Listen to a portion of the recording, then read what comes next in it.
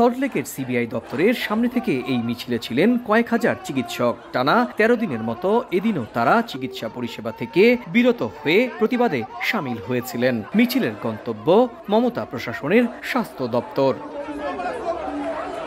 বিচার চাই, নিরাপত্তা চাই, দুর্নীতিমুক্ত চিকিৎসা খাত চাই, এমন সব স্লোগানে মুখরিত হয়ে ওঠে আকাশ বাতাস। সুপ্রিম কোর্টের ঐতিহাসিক নারী সুরক্ষায় জাতীয় টাস্কফোর্স গঠনের রায় নিয়েও ছিল মিশ্র প্রতিক্রিয়া।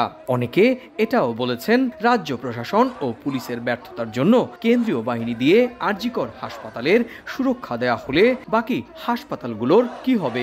ভারতবর্ষের শুধু একটা হাসপাতালে সিআইএসএফ করবে, বাকি হাসপাতালের ডাক্তাররা কি মার খাবে?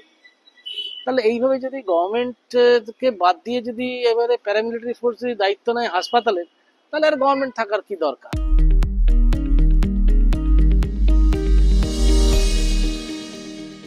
শুধু সেন্ট্রাল ফোর্স দিয়ে এই জিনিস আটকানো যাবে না, গোটা নিরাপত্তা ব্যবস্থাটাকে ঢেলে সাজানো উচিত। নারী সুরক্ষার সমস্যা, সামগ্রিক নাগরিক সুরক্ষার সমস্যা এবং ডাক্তারদের সুরক্ষার সমস্যা, যদি একটা সেফ ওয়ার্কপ্লেস এনভায়রনমেন্ট না দেওয়া যায় তাহলে আমরা কাজ করব কিভাবে? We want justice, not delayed justice. We want immediate justice. RG Kar হাসপাতালের নারী চিকিৎসককে হত্যার ঘটনায় নাগরিক সমাজের আন্দোলনও জোরদার হচ্ছে।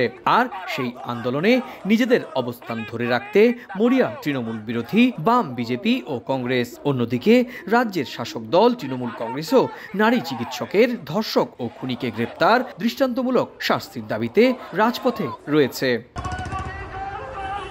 এমন পরিস্থিতিতে মমতা প্রশাসন বেশ চাপের মুখেই পড়েছে বলে মনে করছেন রাজনৈতিক মহল। অনেকে বলছেন, ২০১১ সাল থেকে ক্ষমতায় থাকা দলটি এত বড় নাগরিক আন্দোলনের মুখোমুখি হয়নি। বিরোধীরাও মমতার পদত্যাগের দাবিতে সরব। এবার সেই আন্দোলনের শেষ কিভাবে হবে তা নিয়েই উঠেছে বড়সড় প্রশ্ন।